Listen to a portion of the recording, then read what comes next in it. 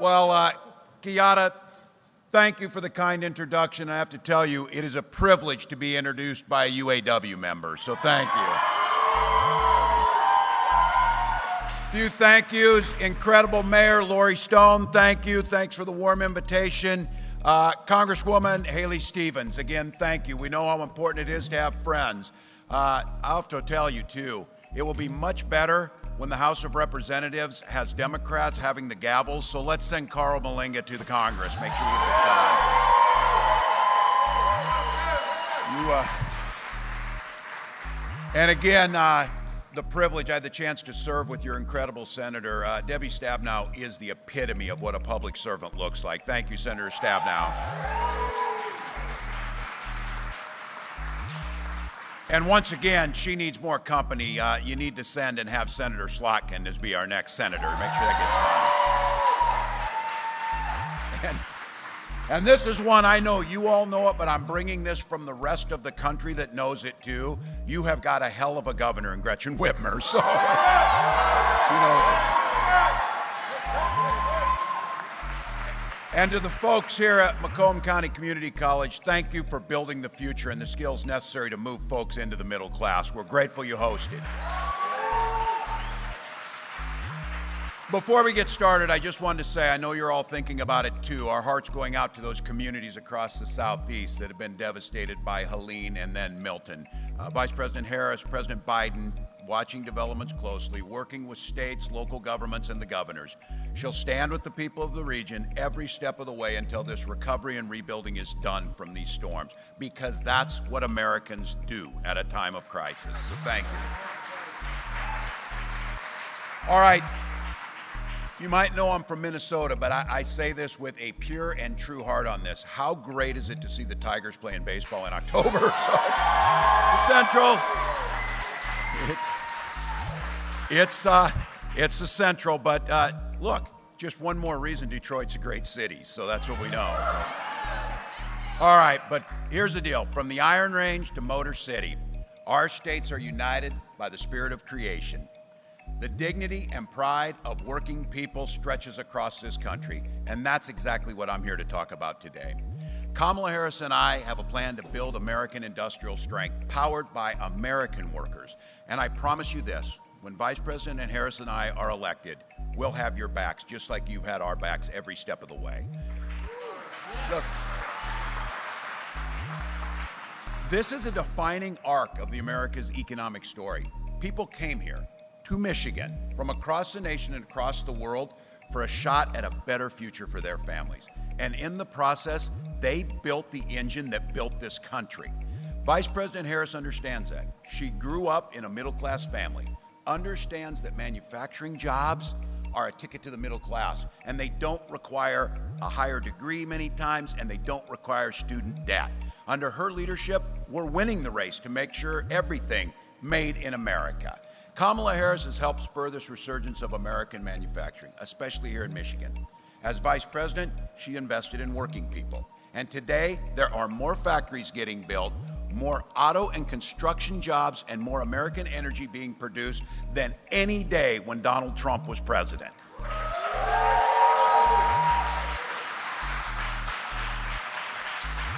She's proud to be part of the most pro-labor administration in American history, unafraid to walk picket lines and demanding better pay and better working conditions.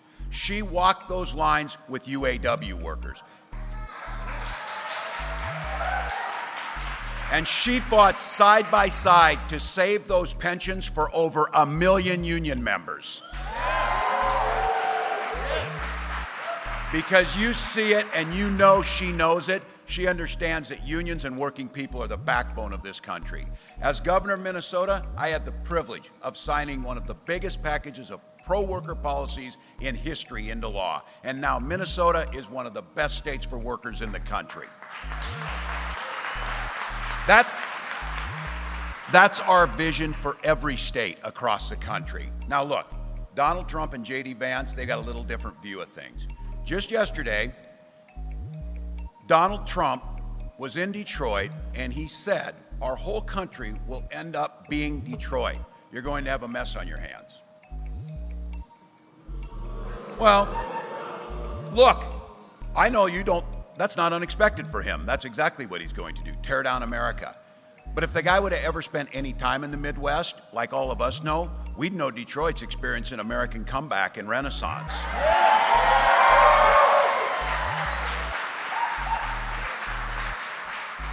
Look, I'm a Twins fan, and you whipped our ass. We know where this is. Detroit's there, so we know. City's growing, crime's down, factories are opening up. But those guys, all they know about manufacturing is manufacturing bullshit every time they show up. Every time they show up. Look, this guy has spent his life, Trump has spent his life talking a big game, but he has been an absolute disaster for working people. One of the biggest losers of manufacturing jobs of any American president in history. Under Donald Trump, we saw 280,000 Michigan jobs gone. 30,000 of those manufacturing jobs gone. Nearly 9,000 auto industry jobs gone. Trump's presidency was an endless string of broken promises. He actually came here to Warren when he first ran, and he promised you, under a Trump presidency, you won't lose a single plant. Technically, it wasn't a lie because he lost 6 of them. Not one. So, as they fact-checked me, I got it right. They lost 6 of them. Look, he lost the GM transmission plant down the road. I'm not telling you anything you don't already know. He promised to fight for union workers, repeatedly turned his back on them. He even encouraged automakers to move manufacturing out of Michigan and go to anti-union states so they could pay their workers less. There's the reason that the UAW members endorsed Kamala Harris, and your president and many of your members called him exactly what he was, a scab. All right, we all get it. Americans worry about it. He promised you he would stop the offshoring of jobs, but he cut taxes for corporations that during his presidency shipped 200,000 jobs overseas. He awarded $425 billion in federal contracts to companies that were offshoring those jobs. So some of you, this is spinning right now, you're thinking, so he gave your tax dollars to companies who sent your jobs abroad. That's Donald Trump. As a result of his trade wars, his disastrous mismanagement of COVID, at the end of his presidency, he had wiped out more than half of the manufacturing jobs that had been created in the decade before he came in. He was asleep at the wheel while China seized the advantage. And now he says we should just let China dominate the auto industry. But it's no surprise, Trump's all talk when it comes to being tough on China. Some of you heard this. We just found out his Trump-branded Bibles, yeah, they're printed in China. This dude even outsourced God to China. So just so we know. Again, I'm going to try and be generous here. I don't blame him. He didn't notice the Made in China sticker because they put it inside a place he's never looked in the Bible. So,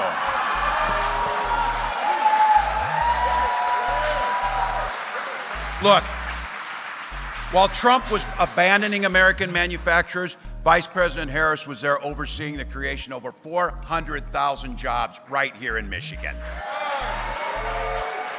20,000 manufacturing jobs and more than 250,000 new auto jobs across this country. So while Trump lost 6 of those plants, more than 20 have been opened under Kamala Harris's leadership. Now look, we all talk about this, and I get it. Some of those plants are going to produce electric vehicles. And I know there's some folks a little skeptical. Look, I'm a car guy. You get a little skeptical about this, it's the future. But here's my take on so many of these things. It should just be your choice. We need to make those choices affordable and available to people. Nobody's mandating anything to you. If you want to drive like I do, a 79 International Harvester Scout that is sweet as hell, I'm just telling you that, knock yourself out and drive it. But look, this is about the future of the auto industry. She wants to make sure that it's not just EVs are made in China, but they're made here in the United States by United Auto Workers and let people buy them. Look, we got to make EVs. We got to make internal combustion. We got to make hybrids along with the batteries and chips so the auto industry stays competitive and can keep the jobs right here in Michigan. That's exactly what the administration did by encouraging GM to reinvest in the Lansing Grand River plant. Vice President Harris cast the deciding vote on that piece of legislation. It made sure that $500 million investment in Michigan would happen. One of those, that plant itself, saved 650 jobs and created 50 new ones by that investment. Those are good UAW jobs.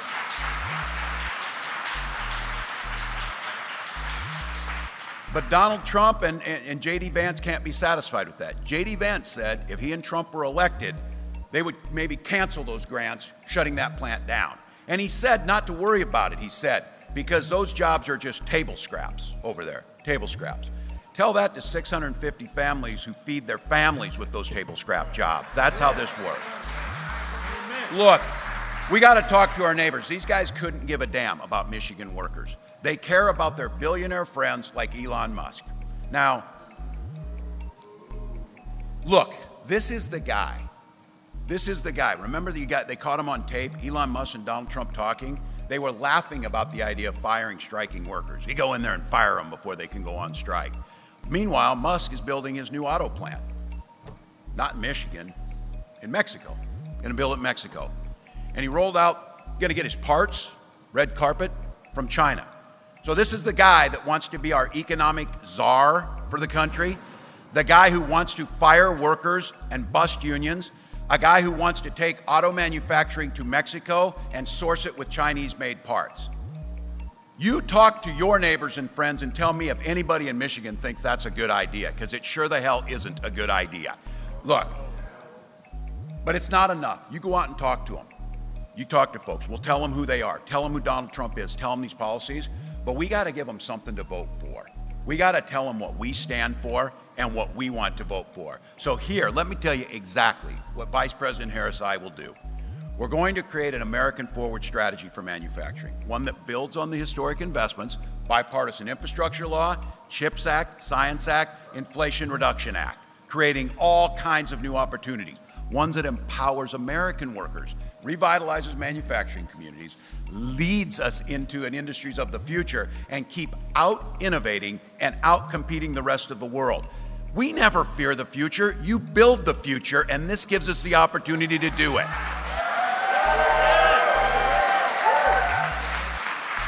And look, industry's telling this, and President Harris will do it. We need to release the full potential of American industry, cut red tape so we can build more and build faster. We'll create new American forward tax credits, ramp up investments to create more jobs in strategic industries that are essential to economic growth and national security. And these tax credits will reward companies that guarantee the workers' right to organize.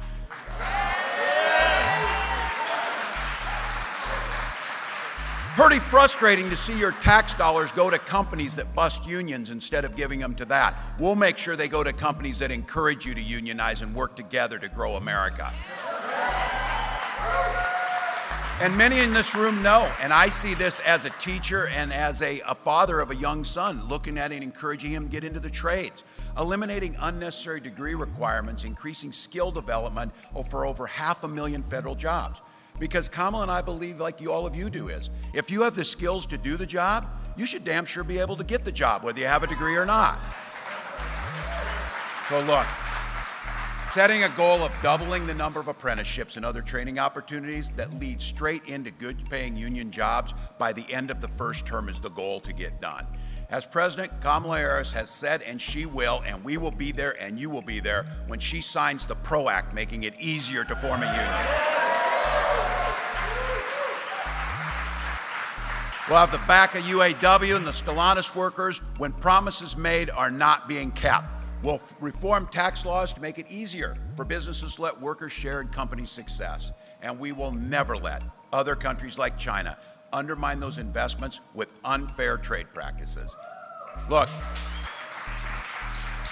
that includes supporting American-made products and steering all the federal context, your tax dollars, toward firms that commit to producing here at home, hiring union labor, hiring American workers. So there it is. That's our plan. If they ask you, what are you going to do and what are they going to do? And there's a track record of Vice President Harris and myself of not just talking about it, but making it happen. And what happens then is the middle class rises. People start to not just get by, they thrive. That's the goal. But I want to be clear. I've also at times said Donald Trump doesn't have a plan, a concept of a plan at times. But that wasn't exactly correct. He does have a plan. It's called Project 2025. Go Google this and find the stuff that's in there. And I kid you not, there's things in there about privatizing the National Weather Service for weather forecasting, things at a time what you're experiencing. But look, it's worse than that. They pretend like, oh, we don't really know what that is. We haven't heard of Project 2025. Senator Vance said he knows nothing about it, even though he wrote the foreword to the architect's book. I've never written a foreword to somebody's book, but I'm pretty sure I'd remember who it was if you did that. And these are the guys that wrote this. So look, I coached football for a lot of years. If you're going to take the time to draw up a playbook, you're damn sure going to run the plays. And that's what Project 2025 is. And I'm telling you, this thing is a damn nightmare. His Project 2025 would repeal the bipartisan infrastructure law, the Inflation Reduction Act. That would threaten hundreds of thousands of new manufacturing jobs, including those right here in Michigan. The ones that J.D. Vance said those 650 jobs were table scraps. Good paying union jobs, building America, and those are table scraps. He would establish, and every single economist said so, a national sales tax on everything from groceries to prescription drugs. And the estimate is it would cost each and every one of you $4,000. He says those tariffs that Trump will pay, or that China will pay, Trump's tariffs, you're going to pay them. That's the way it always works. That's exactly what he's trying to do. And there, again, you heard it, that idea of a plan or whatever. He absolutely tried his entire time in office to repeal the Affordable Care Act, the thing that protects hundreds of thousands of Americans to be able to get affordable health care. And he talked about a Ponzi scheme. This guy, of all the schemes he had, the one that he went after was Social Security and Medicare, things that we pay into. That's the greatest anti-poverty program ever been devised. We pay into it. And I keep saying this. Might not be a big deal for him if you're sitting in Mar-a-Lago and you have $1 billion that you're not paying tax on, but it's a damn big deal for my nearly 90-year-old mom. That's how she pays her bills. That's how the rest of us think about it. That's the choice that we're up against. So, folks, in this election, we got a chance to turn a page. A new generation of leadership with Kamala Harris.